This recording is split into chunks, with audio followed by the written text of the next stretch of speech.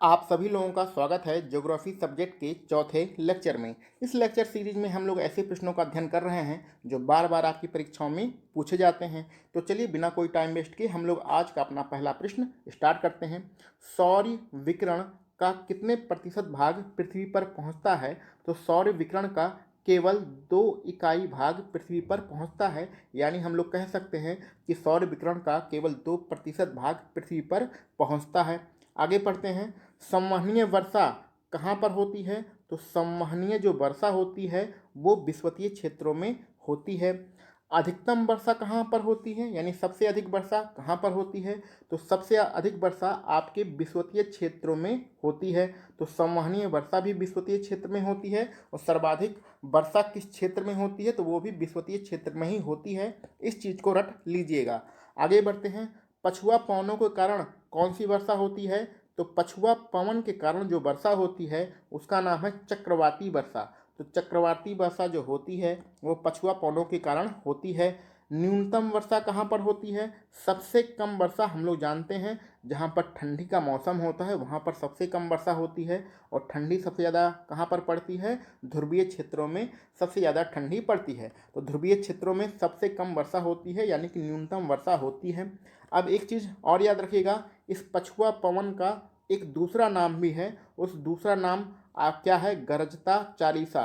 तो गरजता चालीसा किस हवा को कहते हैं? तो गरजता चालीसा पछुआ हवा का ही दूसरा नाम है। इस चीज़ को आप विशेष रूप से ध्यान रखिएगा। फेरल का नियम किससे संबंधित है? तो ये जो फेरल का एक प्रसिद्ध नियम है ये पवनों की दिशा से ही संबंधित है। तो पवनों की दिशा से संबंधित फेरल का नियम है। महासागरों की औसत गहराई कितनी होती है? तो महासागरों की औसत गहराई 4 किलोमीटर होती है, जिसको हम लोग 400 मीटर भी कहते हैं। समुद्री जल की औसत लवणता कितनी होती है? तो लवणता का मतलब खारापन है। तो समुद्री जल में औसत जो लवणता होती है वो 35% होती है। तो समुद्री जल की औसत लवणता 35% होती है। समुद्री जल में जो लवणता होती है यानी खारापन होता है, ये किसके कारण होता है? तो समुद्री जल का जो खारापन होता है वो सोडियम क्लोराइड के कारण होता है। तो सोडियम क्लोराइड के ही कारण समुद्र का पानी खारा होता है, यानी कि लवणता उसमें होती है। सर्वाधिक लवणता किस झील में पाई जाती है? तो सर्वाधिक लवणता जो पाई जाती है वो तुर्की के वॉन झील में पाई जाती है। और कितने प्रतिशत है? 330%। तो 330% लवणता वॉन झील में पाई जाती है, जो कि कहाँ पर है? तुर्की में है। जल राशि का स्वच्छ भाग कौन सा है? तो इसके कहने का मतलब है कि पृथ्वी पर कितने प्रतिशत भाग जल पीने योग्य है? तो पृथ्वी पर जितना भी जल है यानी 100% जो पानी है उसका सिर्फ 2.5% भाग ही पीने योग्य है, यानी कि स्वच्छ जल है। तो स्वच्छ जल ही हम लोग पीते हैं, खारा पानी तो पीते नहीं हैं। आगे बढ़ते हैं। ग्रेनाइट, डोलेराइट और बेसाल्ट किस प्रकार की चट्टानें हैं? तो ग्रेनाइट, डोलेराइट और बेसाल्ट ये हमारी आग्नेय चट्टानों का उदाहरण है। ये जो आपके उदाहरण दिए गए हैं ये बार बार आपके परीक्षाओं में पूछे जाते हैं। तो डोलेराइट किस प्रकार की चट्टान है? तो उसका आपको पता होना चाहिए कि आग्नेय चट्टानों का ही उदाहरण बेसाल्ट, डोलेराइट और ग्रेनाइट होता है। आगे बढ़ते हैं। सैल, चूना पत्थर, कंग्लोमरेट और कोयला किस प्रकार की चट्टानों का उदाहरण है? तो ये अवसादी चट्टानों का उदाहरण है। और कभी कभी अवसादी चट्टानों को अंग्रेजी में सेंडिमेंट्री रॉक लिखकर भी आ जाता है। तो दोनों एक ही चीज़ हैं, याद रखिएगा। अवसादी चट्टानें और सेंडिमेंट्री रॉक का उदाहरण कोयला, कंग्लोमरेट, चूना पत्थर और सैल हैं। आगे बढ़ते हैं। नीस, स्लेट और संगमरमर किस प्रकार की चट्टानों के उदाहरण हैं? तो नीस, स्लेट और संगमरमर रूपांतरित अथवा कायांतरित चट्टानों का उदाहरण हैं। दोनों एक ही नाम होते हैं, रूपांतरित कहिए चाहे कायांतरित कहिए। इनका उदाहरण क्या है? संगमरमर, स्लेट और नीस। पृथ्वी के ताप को बनाए रखने के लिए कौन उत्तरदायी है? तो पृथ्वी का जो तापमान होता है वो स्थिर होता है।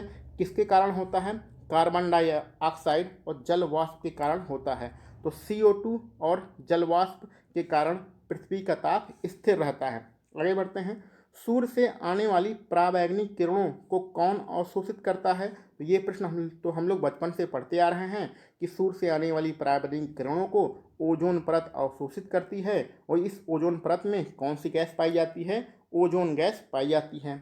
ओजोन परत मापने की इकाई क्या है? तो ओजोन परत की जो मोटाई होती है उसको हम किस में मापते हैं, उसको हम लोग डॉप्सन में मापते हैं। ये बहुत ही इंपॉर्टेंट प्रश्न है, ध्यान दीजिएगा। डॉप्सन में हम लोग ओजोन परत की मोटाई को मापते हैं।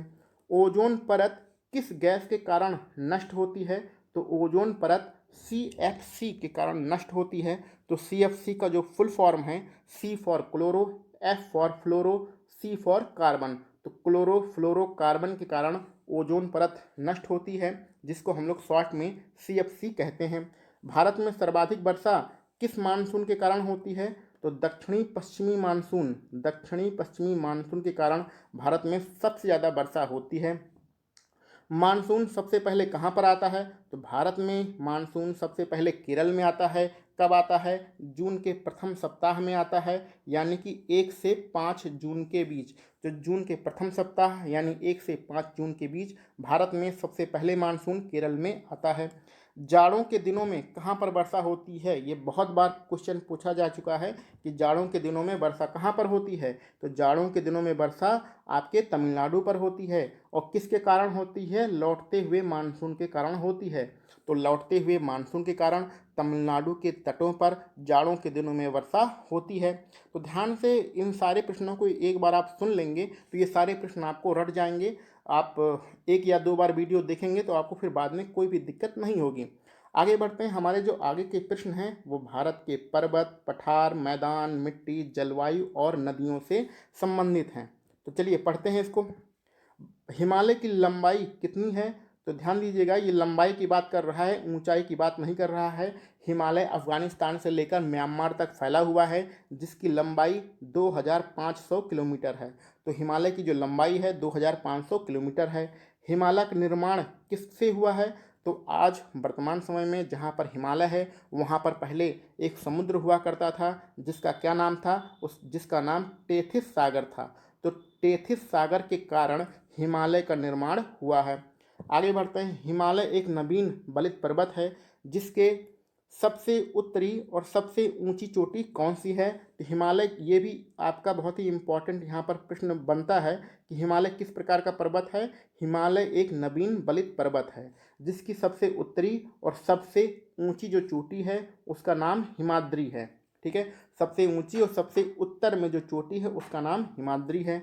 भारत के प्रमुख दर्रे और सर्वोच्च शिखर जिसका नाम है कंचनजंगा, भारत का जो सर्वोच्च शिखर कंचनजंगा है वो कहाँ पर है, तो वो इसी हिमाद्री श्रेणी में स्थित है। क्लियर। आगे बढ़ते हैं। हिमालय विश्व की सबसे ऊंची चोटी कौन सी है, तो ये प्रश्न तो हम लोग बचपन से पढ़ते आ रहे हैं कि विश्व की जो सबसे ऊंची चोटी है वो हिमालय पर्वत की माउंट एवरेस्ट चोटी है। ये कहाँ पर है, ये नेपाल में है। इसकी ऊंचाई कितनी है, 8850 मीटर।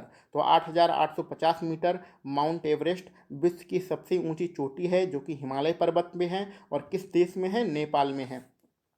माउंट एवरेस्ट को नेपाल में क्या कहते हैं, तो ये जो माउंट एवरेस्ट चोटी है इसको नेपाल में सागर माथा के नाम से जानते हैं। माउंट एवरेस्ट को तिब्बत में किस नाम से जानते हैं, तो माउंट एवरेस्ट की चोटी को तिब्बत में कोमोलंगमा कहते हैं। ध्यान दीजिएगा, कोमोलंगमा ये नाम है माउंट एवरेस्ट का। और कहाँ के लोग बुलाते हैं, तिब्बत के लोग बुलाते हैं। हिमालय का पाद प्रदेश कौन सा है, पाद मतलब होता है सबसे निचला। तो हिमालय का जो सबसे निचला प्रदेश है उसका नाम है शिवालिक।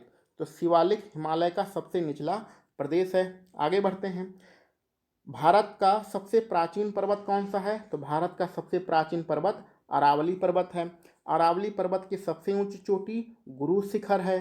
ठीक है, और गुरु शिखर यानी कि जो अरावली पर्वत है वो किस राज्य में है, तो वो राजस्थान राज्य में है। तो यहाँ से अरावली पर्वत से बार बार आपके प्रश्न पूछे जाते हैं कि भारत का सबसे प्राचीन पर्वत अरावली, अरावली की सबसे ऊंची चोटी गुरु शिखर। ये गुरु शिखर है कहाँ पर, राजस्थान में है, यानी कि अरावली पर्वत भी राजस्थान में ही है। और राजस्थान से लेके हरियाणा ये दिल्ली तक फैला हुआ है। आपसे ये भी पूछा जा सकता है कि दिल्ली का जो राष्ट्रपति भवन है वो किस पर्वत पर बना हुआ है, तो दिल्ली का राष्ट्रपति भवन इसी अरावली पर्वत पर बना हुआ है।